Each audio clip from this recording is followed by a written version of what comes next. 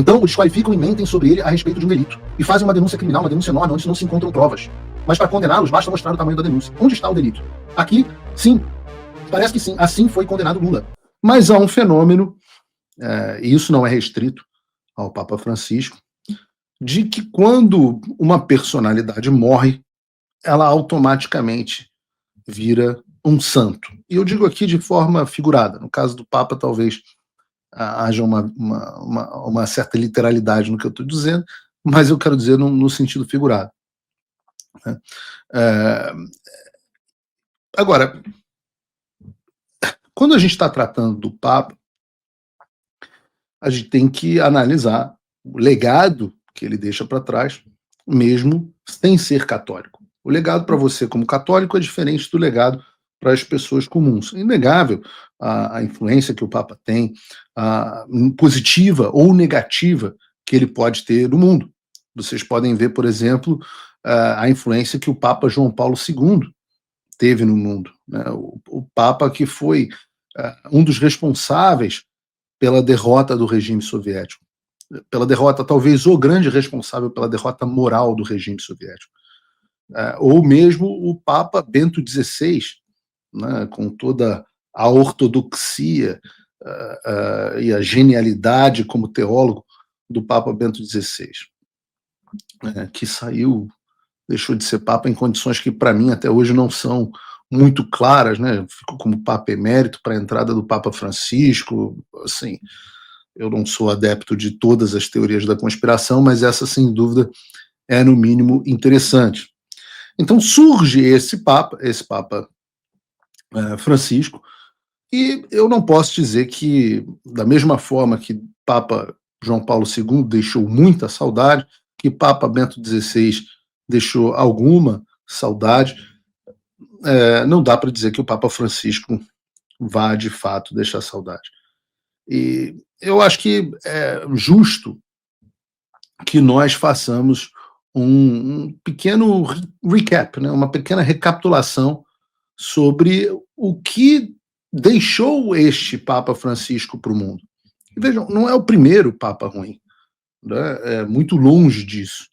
E eu acho que muitos católicos mais sóbrios, eu acho que quase todos os católicos mesmo reconhecem que o Papa Francisco seguiu em uma onda, fez parte de uma onda que ajudou a emperrar o mundo em uma direção negativa, né?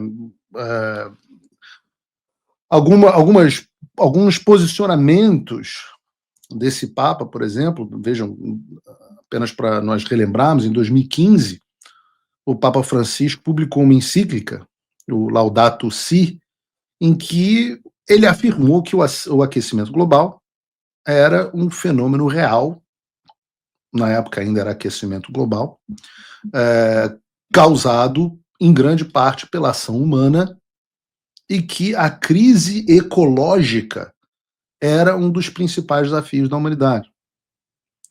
O que disse o Papa nesta encíclica Laudato Si de 2015? Papa Francisco declarou que havia uma obrigação moral de buscar acordos globais para reduzir as emissões de CO2, de dióxido de carbono. E que é importante um aviso para as pessoas que estão em casa, que muitas vezes não sabem disso, porque é absolutamente fabricada a ideia de que haja de fato um consenso científico a respeito do que se chamava de aquecimento global e passou a se chamar de mudança climática. Tá? Grande parte dos cientistas mais renomados defendem que esse é um processo natural, que já ocorreu diversas vezes ao longo da existência do nosso planeta, e que a participação do homem neste processo ela é pequena ou inexistente. No entanto, esta pauta ambiental foi uma das pautas centrais da esquerda mundial. Eu já falei aqui para vocês sobre como esta ideia de aquecimento global foi uma ideia infiltrada E num certo sentido, vejam que curioso, né? Ela foi uma ideia infiltrada, por exemplo, no Reino Unido, não pela esquerda, mas reaproveitada pela Margaret Thatcher, quando ela estava em crise com os sindicatos dos produtores de carvão no Reino Unido, que ela teve um problema muito grande com eles, e ela foi uma das disseminadoras dessa ideia, mas as ideias originais foram implementadas e promovidas no Ocidente pelos adversários dos Estados Unidos. Originalmente, primeiro pela União Soviética, depois pela Rússia e pela China. Por que Paulo Figueiredo eles implementariam essas ideias no Ocidente? Ora, porque os Estados Unidos são a maior potência energética do planeta Terra, eles são os maiores produtores de petróleo do mundo, eles têm uma abundância de petróleo. Numa das reuniões que eu tive na Casa Branca há mais ou menos um mês, eles ainda me falaram, olha, petróleo a gente nunca mais vai precisar se preocupar, porque a gente achou mais petróleo do que a gente tem capacidade de extrair. O que você faz com um país que tem uma capacidade energética gigantesca? E se tem uma capacidade energética gigantesca, tem uma capacidade industrial gigantesca. Para que você se torne competitivo, você precisa tornar a energia desse país mais cara. Ora, como é que você pode fazer isso?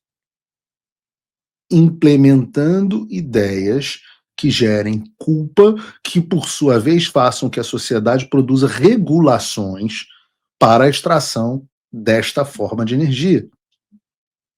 Então, estas ideias foram implementadas como uma arma ideológica no Ocidente.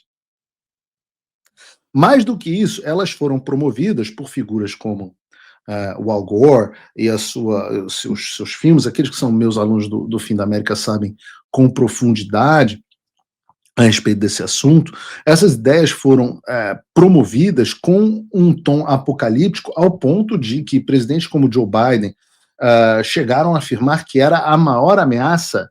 Os democratas, de um modo geral, o próprio Barack Obama chegou nessa direção, dizer que era a maior ameaça existencial da história do Ocidente. E quem bateu palma a ponto de dedicar uma encíclica a essa histeria que serve para tornar as pessoas pobres mais pobres, porque o que acontece quando você entra nessa tara de tornar a energia mais cara, o que acontece? Todos os produtos se tornam mais caros, inclusive comida, e para aquelas pessoas que estão passando frio e fome e têm uma dificuldade enorme de subsistência, se você torna a comida mais cara para elas, você está literalmente matando pobres de fome. Então, um dos legados do Papa Francisco, a ponto de dedicar uma encíclica a isso, é matar pobre de fome. Em 2016, o Papa Francisco teve um famoso embate com o Donald Trump, porque durante uma visita ao México, ele foi questionado sobre uma proposta do Trump, lembrem, de 2016, onde o Trump disse que construiria uma fronteira, um muro na fronteira dos Estados Unidos com o México. E sobre isso, o Papa Francisco disse que se alguém quiser erguer muros ao invés de construir pontes, essa pessoa não é cristã. Bom, alguns de vocês sabem, outros não, que eu, na semana passada, estava justamente no Vaticano. E lá você repara que todo o lugar é murado para proteger o território governado pelo Papa. Aliás, o muro é bem mais alto e muito mais bem feito do que o Trump tentou construir ou começou a construir. Então, por que o Papa Francisco fez isso? Ora, por nojinho ideológico do Donald Trump. Chegou a dizer que Donald Trump não era cristão porque queria construir um muro para proteger a própria nação. Mas sobre quem é ou não cristão sendo presidente dos Estados Unidos? Pelo menos o Trump não era católico. Mas, seguindo a sequência aqui, só uma pequena recapitulação. Em 2019, a gente teve o famigerado Sínodo da Amazônia. E nessa ocasião, o Papa convocou os bispos e líderes da região amazônica para discutir a pauta, de novo, do meio ambiente, além dos povos indígenas e, graças a Deus, alguma coisa boa, a evangelização na Amazônia. Nessa ocasião, não somente, mais uma vez, ele empurrou essas questões mentirosas a respeito da pauta ambiental, mas também se exibiu uma estátua indígena de Pachanama, a deusa andina da terra, ocasião na qual ele foi, na época, duramente criticado por permitir ídolo pagão dentro de evento do Vaticano. Mas era bacana, era politicamente correto, era ecumênico. Nesse contexto, tem um ritual indígena completamente documentado, chamado Capacocha, que é uma prática religiosa inca, onde crianças eram sacrificadas nas montanhas para apaziguar os deuses ou agradecer por vitórias ou colheitas. Inclusive essa a Pachanama, que é a deidade cuja estátua o Papa Francisco permitiu que fosse exibida em um evento religioso cristão. Por mero, digamos assim, vontade de agradar o beautiful people. Mas em 2019 também ainda, durante uma visita no Emirados Árabes Unidos, o Francisco se reuniu com o grande imã de Al-Azhar, Ahmed Al-Tayeb, e juntos eles assinaram o chamado Documento sobre a Fraternidade Humana pela Paz Mundial e a Convivência Comum. E o texto do documento afirmava que, abre aspas, o pluralismo e a diversidade de religião, com sexo, raça e língua, são queridos por Deus em sua sabedoria.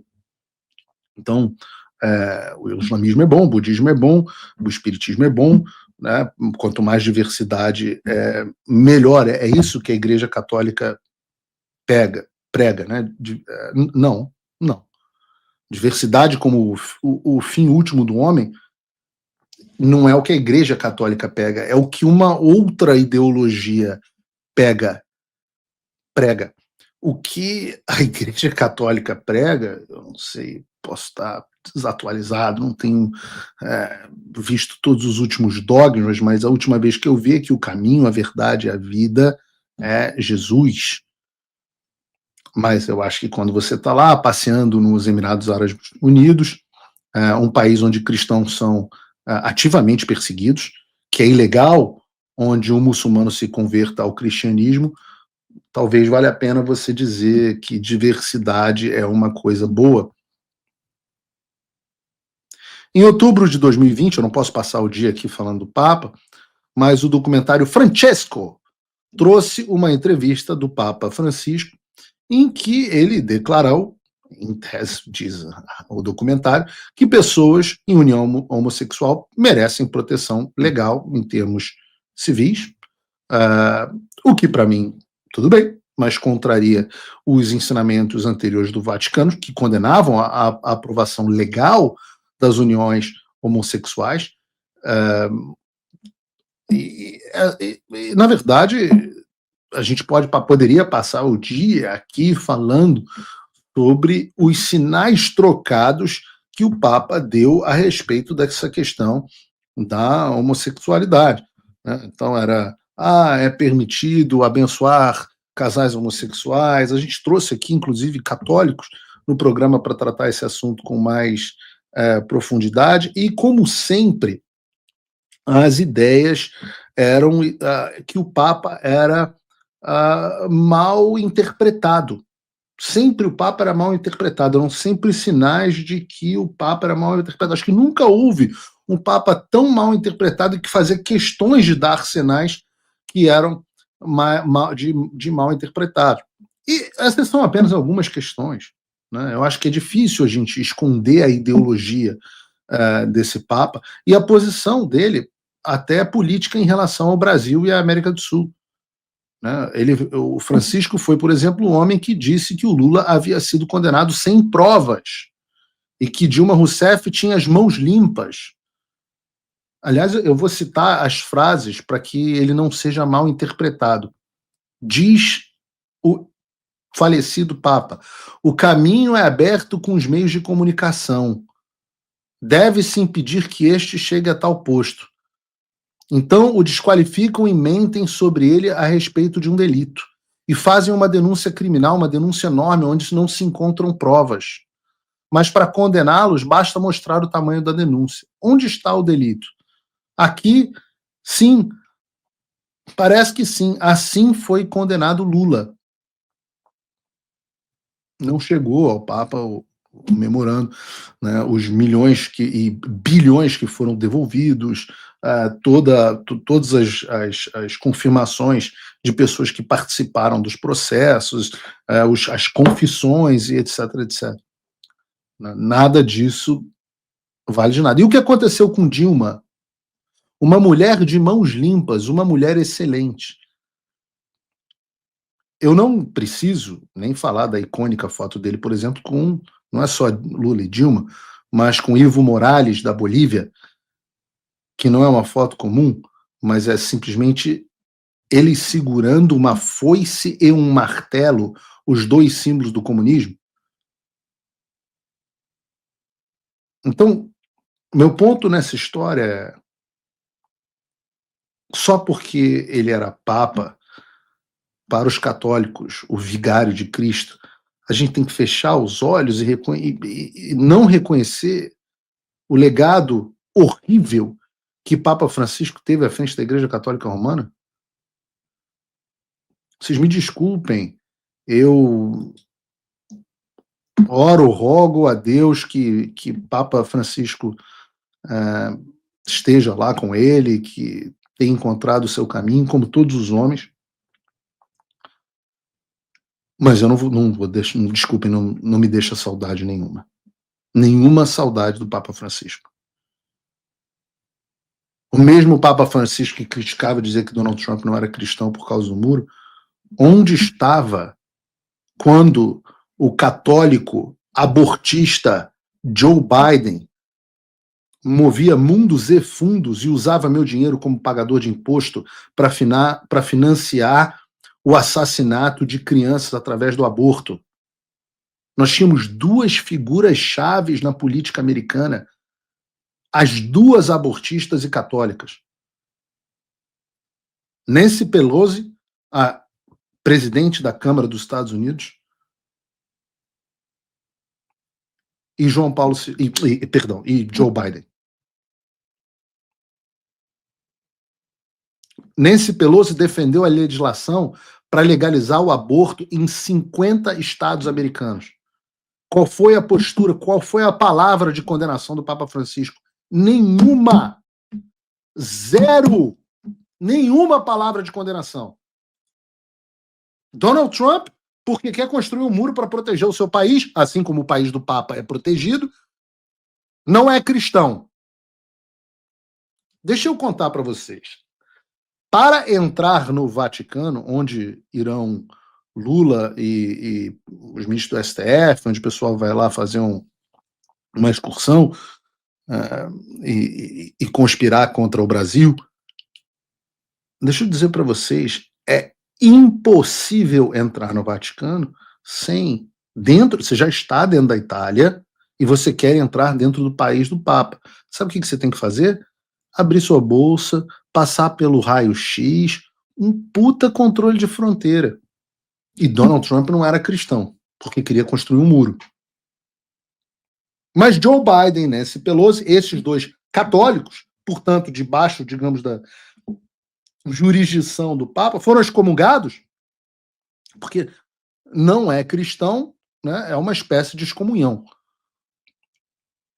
Só não é porque ele não está comungando, mas se você não é cristão, é que você não faz parte do nosso grupo. Aí você pergunta, e os católicos? Não, eles estavam lá, tomando na missa, tomando Eucaristia, tudo bonitinho. Nada, comungando perfeitamente.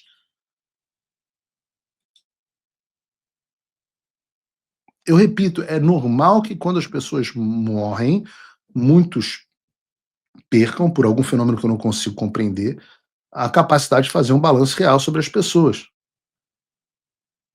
E eu entendo, falo aqui com todo respeito, entendo que Papa Francisco talvez tenha tido a trajetória dentro da vida cristã, ninguém chega a Papa do nada, né? Eu também entendo que as divergências que nós tenhamos nesse mundo cessam no reino dos céus, mas nós precisamos fazer um retrospecto honesto. Essa ideia de que não pode criticar porque era o Papa, porque era o Santo Padre, eu considero isso um raciocínio, talvez, eu vou chamar aqui de pouco sofisticado. Quer dizer, quando morreu o Papa Alexandre VI, o Papa Borgia, né? Eu, aqui, para deixar claro, eu estou falando do Alexandre, o Papa que era da dinastia Borgia, e não o Alexandre Borges, o eunuco invertebrado. Não confundam. Mas o Alexandre o Borgia era notório pelos escândalos de corrupção, nepotismo, a vida promíscua, talvez incesto, vai saber. A gente não podia criticar também. Trump voltou à presidência, e isso é um alívio, sem dúvida. Mas o que isso muda no Brasil? Nada, se ninguém fizer nada. A verdade é que a esperança não pode virar passividade. As coisas não vão se resolver sozinhas, e muito menos com textão e xingamento nas redes sociais. Não espere que alguém venha salvar o país por você. Se você não agir, ninguém vai. Eu estou fazendo a minha parte. Eu larguei tudo para me dedicar a isso. Mas sem apoio, esse trabalho simplesmente não continua. Quer saber como pode ajudar sem sair da sua rotina, sem sair da sua vida? Simples. Apoie quem está na linha de frente. Acesse www.paulofigueiredoshow.com/apoie e com apenas $5 por mês você mantém esse trabalho vivo. Se você puder mais, considere a possibilidade de se tornar meu patrono Gold e tenha acesso ao meu grupo privado no WhatsApp, onde você participa das discussões que guiam o conteúdo e muito mais. A diferença entre quem só assiste e quem faz parte da mudança é a atitude.